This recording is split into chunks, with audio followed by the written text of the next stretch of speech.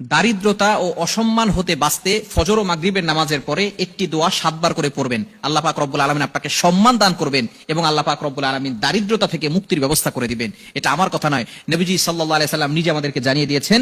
এটা হচ্ছে আবু দাউদ শরীফের ভিতরে রয়েছে এবং অন্যান্য হাদিসের কিতাবের ভিতরে রয়েছে। 1544 নম্বর হাদিস, খুবই চমৎকার একটি হাদিস। এই হাদিসটির আমল যদি আপনি করতে পারেন, এই দোয়াটা যদি আপনি শিখে নিতে পারেন এবং আমল করতে পারেন, আল্লাহ পাক রব্বুল আলামিন আপনাকে সম্মানের ব্যবস্থা করবেন এবং আল্লাহ পাক রব্বুল আলামিন দারিদ্রতা দূর করে দিবেন। খুবই চমৎকার একটি দোয়া। আমরা অনেক সময় দারিদ্রতার ভিতরে পড়ে যাই, অনেক সময় অভাবের ভিতরে পড়ে যাই। এরকম আল্লাহ পাক রব্বুল আলামিন পরীক্ষা করার জন্য মানুষকে বিভিন্ন ভাবে অভাবের ভিতরে ফেলে দেন। অনেক সময় আমরা কঠিন বিপদের ভিতরে পড়ে যাই, অভাব দূর হচ্ছে না, টাকা পয়সা ইনকাম হচ্ছে কিন্তু অভাব ঘর থেকে যাচ্ছে না। এরকম হয় কি হয় না? আবার অনেক সময় দেখা যাচ্ছে যে সম্মান হচ্ছে অনেক দামি একটা জিনিস। সমাজে চলতে হলে সম্মানের দরকার আছে না নাই?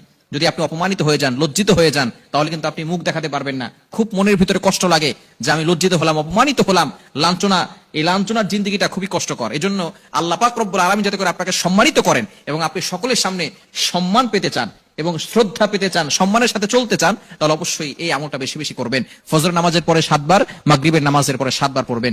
দোয়াটি হচ্ছে আল্লাহুম্মা ইন্নী আউযু বিকা মিনাল ফাকরি ওয়াল কিল্লাতি ওয়াজ জিল্লা ওয়া আউযু বিকা মিন আন আযলিমা আও উযলামা। খুবই চমৎকার একটি দোয়া। আপনি আল্লাহর কাছে আশ্রয় চাচ্ছেন, আল্লাহুম্মা ইন্নী আউযু বিকা মিনাল ফাকরি, আল্লাহ দারিদ্রতা থেকে আমি আপনার কাছে আশ্রয় চাচ্ছি, ওয়াল কিল্লাতি ওয়াজ জিল্লা, আল্লাহ আপনার কম দয়া হতে আমি আশ্রয় চাচ্ছি, এবং আল্লাহ আমি অসম্মান হতে আশ্রয় চাচ্ছি, অর্থাৎ আল্লাহ তুমি আমাকে সম্মানের ব্যবস্থা করো। জিল্লাত, আল্লাহ আমাকে অপদস্থ করবে না, আমাকে লাঞ্ছিত করবে না, আল্লাহ তুমি আমাকে সম্মানের ব্যবস্থা করো। আল্লাহুম্মা ইন্নী আউযু বিকা মিনাল ফাকরি ওয়াল কিল্লাতি ওয়াজ জিল্লা। এরপরে আপনি দোয়া করছেন আউযু বিকা মিন আন আযলিমা আও উযলামা, আল্লাহ আমাকে জুলুম করা হতে এবং নির্যাতিত হতে তুমি আমাকে হেফাজত করো, তোমার কাছে আমি আশ্রয় প্রার্থনা করছি। অর্থাৎ আপনি যদি কারোর উপরে জুলুম করে ফেলেন তাহলে কিন্তু ভয়ঙ্কর একটি গুনাহের কাজ করে ফেলবেন, কারণ জুলুম আল্লাহ তাআলা সহ্য করেন না।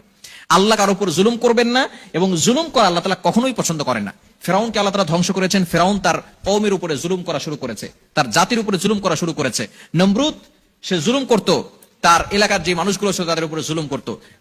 যত বড় বড় বাদশা ছিল যারা মানুষের উপরে জুলুম করেছে, কাউকে আল্লাহ তাআলা ছেড়ে দেন নাই। আল্লাহ তাআলা ছাড় দিয়েছেন, দেখি ভালো হয় কিনা, ভালো হয় কিনা, কিন্তু আল্লাহ পাক রব্বুল আলামিন কাউকে কিন্তু ছেড়ে দেন নাই, সকলকে আল্লাহ তাআলা পাকড়াও করেছেন। আর ইন্না বাতশা রাব্বিকা লাশাদীদ, আল্লাহর পাকড়াও বড় ভয়ঙ্কর। এজন্য অবশ্যই জুলুম করা হতে দূরে থাকবেন।